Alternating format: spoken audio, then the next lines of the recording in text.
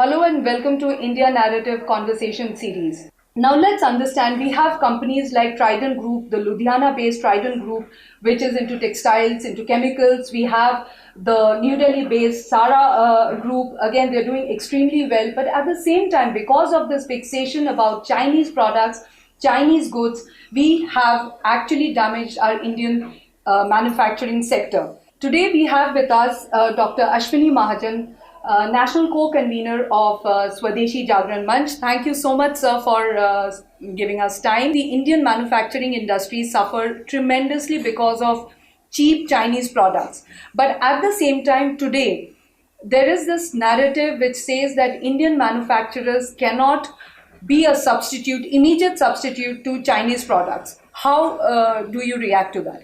Between 2004 and 2014, I'm hinting at UPA regime, there was a 3,000% increase in Chinese imports. Right.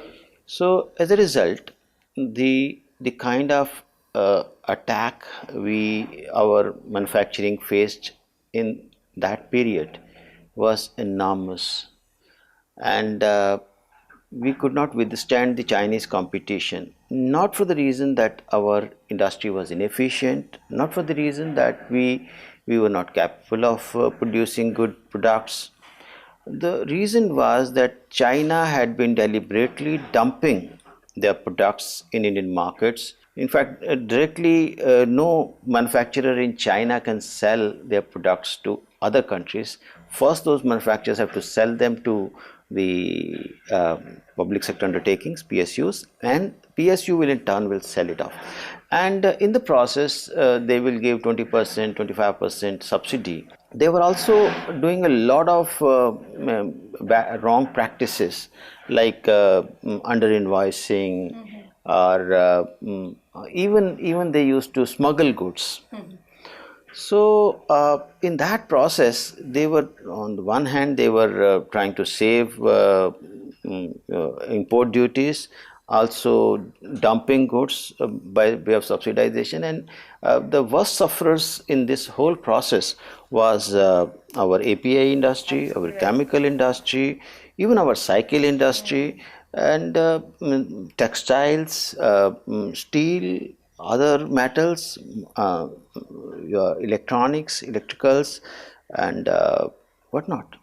So, what about raw materials? You see, this is true that many of our manufacturers over the years have started consuming more and more of Chinese inputs, what you call raw material, intermediate.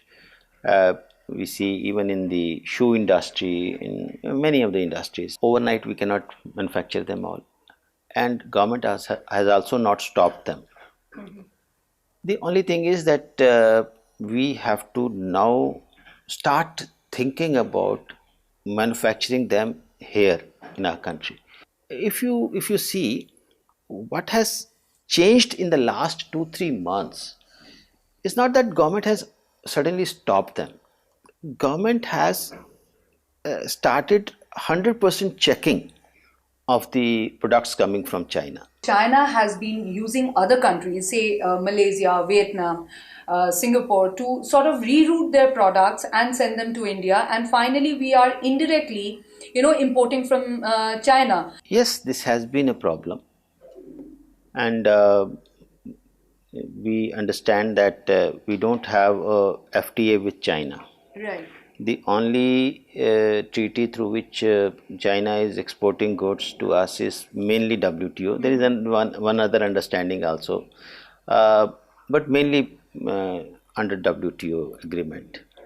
Now we have some FTAs with some good number of countries, and ASEAN countries, and South Korea, and others.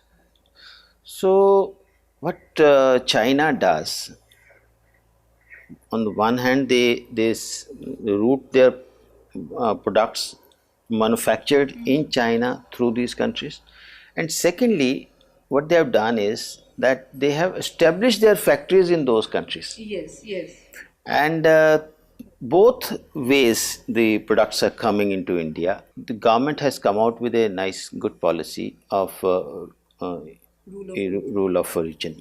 And I think if government stands on this, firm on this. and then I think we should be able to stop them.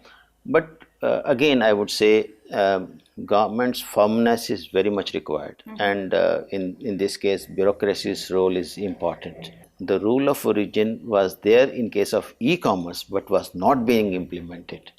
So now now it has been forced by the government. We have to follow this rule of origin in letter and spirit.